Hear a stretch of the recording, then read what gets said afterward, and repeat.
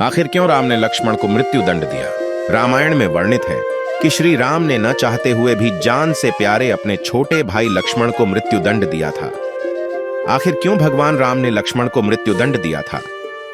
यह घटना उस वक्त की है जब श्री राम लंका विजय के बाद अयोध्या लौट आए थे और अयोध्या के राजा बन गए थे। एक दिन यम देवता कोई महत्वपूर्ण चर्चा करने के लिए श्री राम के पास आते हैं। चर्चा प्रारंभ करने से पूर्व उन्होंने भगवान राम से कहा कि आप मुझे वचन दें कि जब तक मेरे और आपके बीच वार्तालाप होगी, हमारे बीच कोई नहीं आएगा, और जो आएगा उसे आप मृत्यु दंड देंगे। इसके बाद राम लक्ष्मण को यह कहते हुए द्वारपाल नियुक्त कर देते हैं कि जब तक उनकी और यम की बात हो रही है वो किसी को भी अंदर ना आने दे, अन्यथा वह उसे मृत्यु दंड दे देंगे। लक्ष्मण भाई की आज्ञा मानकर द्वारपाल बनकर खड़े हो जाते हैं।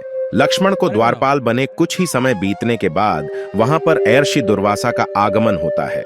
जब दुर्वासा ने लक्ष्मण से अपने आगमन के बारे में राम को जानकारी देने के लिए कहा तो लक्ष्मण ने विनम्रता के साथ मना कर दिया। इस पर दुर्वासा क्रोधित हो गए तथा उन्होंने संपूर्ण अयोध्या को श्राप देने की बात कही। लक्ष्मण ने शीघ्र ही यह निश्चय कर लिया कि उनको स्वयं का बलिदान देना होगा ताकि वो नगर वासियों को ऋषि के श्राप से बचा सकें, और उन्होंने भीतर जाकर ऋषि दुर्वासा के आगमन की सूचना दी।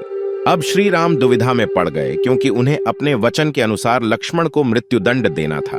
इस दुविधा की स्थिति में श्री राम ने अपने गुरु वशिष्ठ का स्मरण किया और कोई रास्ता दिखाने को कहा।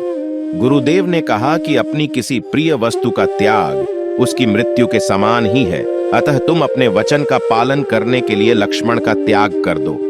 लेकिन जैसे ही लक्ष्मण ने यह सुना तो उन्होंने राम से कहा कि आप भूल कर भी मेरा त्याग नहीं करना। आपसे दूर रहने से तो यह अच्छा है कि मैं आपके वचन का पालन करते हुए मृत्यु को गले लगा लूं। ऐसा कहकर लक्ष्मण ने जल समाधि ले ली।